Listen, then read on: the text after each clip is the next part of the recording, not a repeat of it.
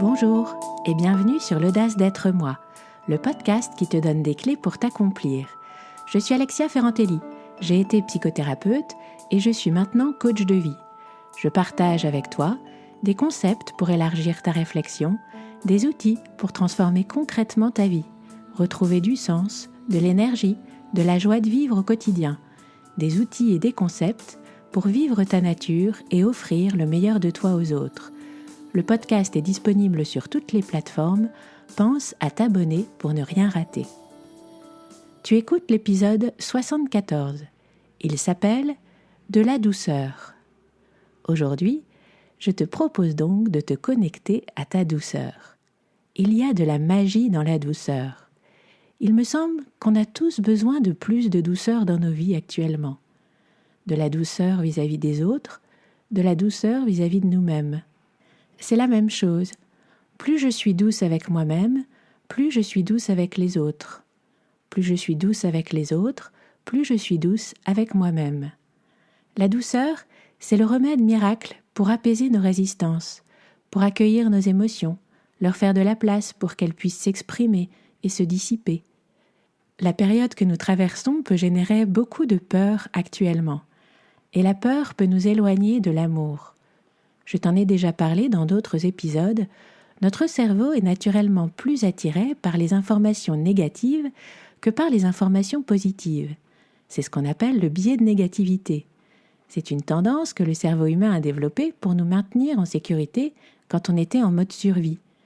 C'était alors super important d'avoir l'attention attirée par les dangers de l'environnement pour y réagir et s'en protéger. C'était plus important d'avoir notre attention attirée par les bruits d'un prédateur que par les petits oiseaux qui chantent. Et puis, les êtres humains qui se souvenaient bien des mauvaises expériences avaient de meilleures chances d'échapper à la mort que ceux qui les oubliaient. Ce biais de négativité qui était très pertinent quand on était en mode survie, il est toujours en nous. Mais maintenant qu'on n'est plus en mode survie, il est beaucoup moins pertinent. Il peut maintenant avoir des conséquences néfastes sur nos vies. Parce que, comme tout biais cognitif, le biais de négativité fausse notre perception du réel. Il nous amène à être attirés et à retenir les critiques plutôt que les compliments, les défauts plutôt que les qualités, les mauvaises nouvelles plutôt que les bonnes, les échecs plutôt que les succès, etc. Le biais de négativité nous amène à percevoir très fort ce qui ne va pas dans nos vies et à ne pas considérer tout ce qui va bien. En plus, notre cerveau archaïque réagit très fort à toute perception négative parce qu'il prend les menaces pour notre ego pour des menaces pour notre survie. Certaines études ont montré que pour une mauvaise nouvelle, il faut 5 bonnes nouvelles pour être à l'équilibre, pour être à zéro. Donc tu vois, naturellement, notre balance interne n'est pas très équilibrée. Cette tendance naturelle de l'homme à être attiré avant tout par ce qui est négatif, elle a pour première conséquence de nous faire nous sentir mal, de nous faire ressentir des émotions désagréables, parce que nos pensées, notre interprétation du monde, génèrent nos émotions.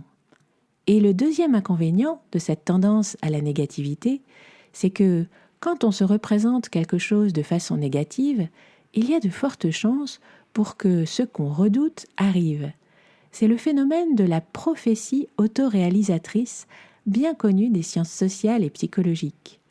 Quand quelqu'un s'attend à ce qu'un événement arrive, il va modifier ses comportements en fonction de ses croyances, ce qui a pour conséquence de faire advenir la prophétie. Si tu te dis « ça ne va jamais marcher », tu vas te sentir totalement démotivé et découragé, et tu vas agir sans conviction. Et donc, tes résultats ne seront pas bons. Ta prophétie se sera réalisée. De la même façon, le type de pensée que tu nourris sur les autres auront un grand impact sur eux. Une expérience a été faite autour de laquelle on a désigné à des professeurs certains élèves en leur disant qu'ils avaient un QI très élevé. En fait, ces élèves étaient choisis de façon totalement aléatoire. Au bout d'1 an, ces élèves-là avaient amélioré leur performance au test d'intelligence de 5 à 25 points. Ce qu'il se passe, c'est que quand on pense que quelqu'un possède une caractéristique, non seulement on ne va percevoir de lui que ce qui nous confirme ce qu'on pense de lui, mais on va aussi changer notre propre attitude vis-à-vis de lui, et on l'influence de telle sorte qu'il va, en effet, acquérir cette caractéristique ou l'exprimer de façon plus flagrante. On appelle ça l'effet Pygmalion, quand les pensées qu'on nourrit à propos de quelqu'un sont positives et ont pour effet d'améliorer ses probabilités de succès, et on appelle ça l'effet Golem, quand à l'inverse, on nourrit des pensées négatives vis-à-vis de quelqu'un, ce qui a pour conséquence de freiner ses possibilités de réussir. Bref, nos pensées négatives sur nous-mêmes, sur les autres, sur la société, sur nos vies, nous font nous sentir mal, favorisent la survenue d'événements négatifs et ne rendent pas service à notre entourage non plus. Et la tendance naturelle de notre cerveau est de nous présenter plus de pensées négatives que positives. Il me semble que c'est important de prendre conscience des effets de la négativité sur nos vies, de réaliser qu'il vaut mieux éviter de nourrir cette négativité. Et la bonne nouvelle, c'est que notre cerveau est malléable. On peut lui indiquer d'autres chemins que ceux qu'il emprunte spontanément par habitude. Alors, comment faire ? On pourrait avoir envie de mettre fin à notre négativité d'un simple coup de baguette magique. Mais ça n'est pas si simple. La première chose à faire, comme toujours, c'est de prendre conscience de tes pensées négatives. Sortir de l'inconscience, de la déconnexion, voire du déni, pour constater leur existence. Parce que bien souvent, nous ne sommes pas conscients des pensées négatives qui nous habitent. Et tant que nous n'en sommes pas conscients, nous sommes très impuissants à agir dessus. Donc la première chose, amener la pensée négative à ta conscience. Une fois que tu constates une pensée négative, tu pourrais avoir envie de vite l'éliminer. Mais je te rappelle que tout ce à quoi tu résistes persiste. Plus tu vas faire d'efforts pour résister à une pensée négative ou à une émotion désagréable, plus tu vas les renforcer. D'ailleurs, on peut faire l'expérience tout de suite. Si je te dis « ne pense pas à un éléphant », je suis sûre que tu te mets automatiquement à penser à un éléphant. En plus, si tu te fais des reproches chaque fois que tu repères que tu as une pensée négative, en fait, tu ajoutes encore de la négativité. C'est comme si tu te disais à toi-même que tu devrais être autre que ce que tu es, comme si tu rejetais une part de toi. L'expérience de la vie est faite de négatif et de positif. C'est comme ça. Vouloir que ce soit autrement, c'est irréaliste et ça amène juste plus de souffrance. Notre cerveau fabrique des pensées, il fabrique des pensées positives et des pensées négatives. Et comme on vient de le voir, sa tendance naturelle est de fabriquer plus de pensées négatives que positives. C'est donc tout à fait normal que tu aies des pensées négatives. Il ne s'agit pas de chercher à résister à ces pensées, de les fuir, de les dénier, parce que, en faisant ça, tu ne fais que les renforcer. Ça peut sembler très paradoxal, mais il s'agit plutôt d'avoir le courage de ne pas vouloir être autre que ce que tu es dans l'instant. Quand tu cesses de vouloir te changer et que tu entres dans la pleine acceptation d'être qui tu es, avec ta part de négativité, il se passe quelque chose de magique.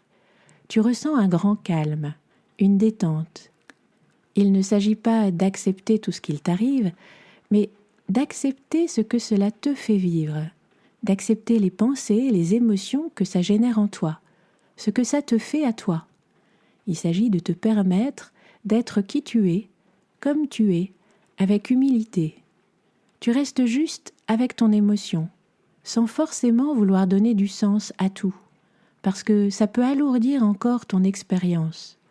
Ça peut être très doux de te laisser juste éprouver ce que tu ressens sans résistance. Tu peux alors observer cette pensée, ce ressenti désagréable, et voir quel message ils ont à te donner. Parfois, les pensées négatives et les émotions désagréables qu'elles génèrent te reviennent en boucle comme ça, juste parce que tu n'as pas pris le temps d'écouter le message qu'ils ont à te donner. Une émotion désagréable, c'est comme un système d'alarme de ton corps pour attirer ton attention sur quelque chose. La première chose à faire, c'est d'accueillir cette émotion avec douceur, le cœur ouvert. Par exemple, s'il y a de la tristesse en toi, ton cœur peut faire de la place à cette tristesse. Il peut lui dire « Bienvenue à la maison » et tu peux laisser les larmes couler. Juste laisser être ton émotion. Et tu peux écouter la pensée à l'origine de la larme. Tu peux te demander si tu es d'accord avec elle, si elle est utile. Parfois, tu vas constater qu'en effet, il y a là quelque chose à prendre en considération. Tu considères que cette pensée est parfaitement fondée et tu veux la prendre en compte dans les actions de ta vie. Par exemple, tu penses « le réchauffement climatique fait courir un risque majeur à l'humanité ». Si tu constates qu'en effet, il y a un problème, que tu es d'accord avec cette pensée, tu peux discerner ce qui dépend de toi, de ce qui n'en dépend pas, dans ce problème. Accepter, dès que tu le peux, ce qui ne dépend pas de toi. C'est pas forcément facile au départ. Et agir sur ce qui dépend de toi. Orienter tes pensées vers la recherche de solutions qui sont à ta portée dans ta vie. Quand tu te concentres sur la recherche de solutions, quand tu te dis « montre-moi la solution », tu engages une partie de toi qui est créative et sage. Ça, c'est quand tu considères que la pensée qui a généré en toi une émotion désagréable est parfaitement fondée et utile. Mais parfois, tu vas constater que tu n'es pas d'accord avec ta pensée. Et ce que je vais dire par là, c'est surtout que tu considères que c'est une pensée qui n'est pas utile, qui ne rend service ni à toi ni aux autres. Ça peut être une pensée qui t'est venue parce qu'elle fait partie d'un circuit automatique que tu as depuis longtemps. Ça peut être une croyance limitante. Par exemple, tu n'y arriveras jamais, tu n'es pas à la hauteur. Ça peut être une pensée qui t'est venue parce que ton cerveau imagine qu'il y a un danger et il veut t'en prémunir. Là aussi, bien sûr, tu ouvres ton cœur à l'émotion que cette pensée génère. Et ensuite, tu peux remettre en cause cette pensée, te demander si c'est vraiment vrai, vérifier si l'inverse n'est pas tout aussi vrai. Tu peux chercher des preuves que ça n'est pas vraiment vrai. Tu peux choisir une pensée alternative qui te fait te sentir mieux et qui t'est plus utile. Tu peux te rassurer intérieurement, te parler, te dire « Ne t'inquiète pas, c'est assez bien comme ça. Tu es humain et donc parfaitement imparfait et c'est très bien comme ça. » Et puis, par de petites actions, tu te prouves à toi-même que tu peux lâcher cette pensée. Dans tous les cas, c'est toujours intéressant d'avoir identifié ta pensée. C'est intéressant bien sûr quand tu es d'accord avec elle, parce que tu vas pouvoir en tenir compte dans tes prochaines décisions et actions, mais c'est intéressant aussi de l'avoir identifiée quand tu n'es pas d'accord avec elle, quand tu considères qu'elle ne rend service à personne. Parce qu'alors, au lieu d'en être le jouet inconscient, tu vas pouvoir la remettre en cause. Tu vas pouvoir y répondre. Et ça n'est pas la seule chose à faire. Tu peux choisir de porter ton attention délibérément sur ce qui nourrit des circuits positifs en toi. Tu peux prendre la décision de nourrir délibérément chaque jour des pensées positives pour creuser de nouveaux circuits de fonctionnement qui te feront te sentir bien, qui te rendront service et qui rendront service à ton entourage. Il y a tellement de choses merveilleuses dans le monde que tu peux chercher, trouver, penser, ressentir. Tu peux demander à ton cerveau de chercher le positif. Il ne s'agit pas de te mentir à toi-même en essayant de faire semblant que tout va bien. Il s'agit de vraiment chercher des choses positives dans le monde. Si tu te rends compte que tu te poses intérieurement une question qui t'amène à porter ton attention sur des choses négatives, comme par exemple « Pourquoi les gens sont-ils si agressifs et intolérants ?» Tu peux choisir de te poser une autre question, du style « Tiens, qu'est-ce que je vais vivre de chouette aujourd'hui ?» Tu indiques à ton cerveau sur quoi tu souhaites porter ton attention. Quand tu sors dans ta vie, à la recherche du bien, tu trouves le bien. Ton cerveau recherche toujours des preuves de ce qu'il croit. Il analyse et filtre en fonction de ses convictions. S'il croit que le monde est mauvais, il verra le mal. S'il croit que le monde est bon, il trouvera le bon. C'est là où tu fixes ton attention qui décide de ce que tu vis. Et tu peux en un instant vivre autre chose que ce que tu vis. C'est vrai pour ton expérience de toi-même, des autres et du monde. tu peux chercher chaque jour des occasions de gratitude, d'émerveillement, de fierté, d'amour. Quand on vit ces émotions, on se sent bien. Quand on est dans la dévalorisation, l'envie, la haine, la rancune, on se sent mal. Si tu prends conscience que tu ressens quelque chose de cet ordre, d'abord, pouf, douceur avec toi-même. Ouvre ton cœur, prends soin de cette part blessée de toi-même. Reste avec elle, avec douceur. Et puis, explore ta vie intérieure. Tiens, qu'est-ce qui se passe ? On peut trébucher, on peut se montrer égoïste, envieux, médisant ou orgueilleux. Mais dès qu'on en prend conscience, on a toujours le choix de se ressaisir. Parfois, on peut avoir du mal avec la négativité des autres aussi. Comment y répondre ? Tu peux te dire que toute négativité est une forme de souffrance. Ça t'aide à y répondre avec compassion. Parce qu'alors, une fois encore, tu entres en contact avec ta douceur. La compassion, c'est vouloir du bien à l'autre. Tu peux considérer que c'est comme si l'autre avait une blessure physique. S'il était blessé physiquement, tu ne lui en voudrais pas, tu compatirais à sa douleur. Eh bien, quand quelqu'un se plaint beaucoup, ou s'il fait preuve d'agressivité vis-à-vis de toi, par exemple, considère qu'il y a sans doute quelque chose de blessé en lui, qu'il a peut-être peur de quelque chose. Tu ouvres alors ton cœur, tu entres en contact avec ta douceur, et tu le prends beaucoup moins personnellement. Ça te permet de mieux le comprendre. Ça te permet de sortir du « j'ai raison, tu as tort ». Bien sûr, ça ne t'empêche pas du tout de poser une limite très claire si besoin et de faire ce qui est bon pour toi aussi. Si tu es victime d'une terrible injustice, par exemple, tu peux agir pour te protéger de cette injustice. Mais tu ne le fais pas d'un lieu de haine, dans un esprit de vengeance. Tu le fais d'un lieu d'amour, pour te protéger toi, et non pour nuire aux autres.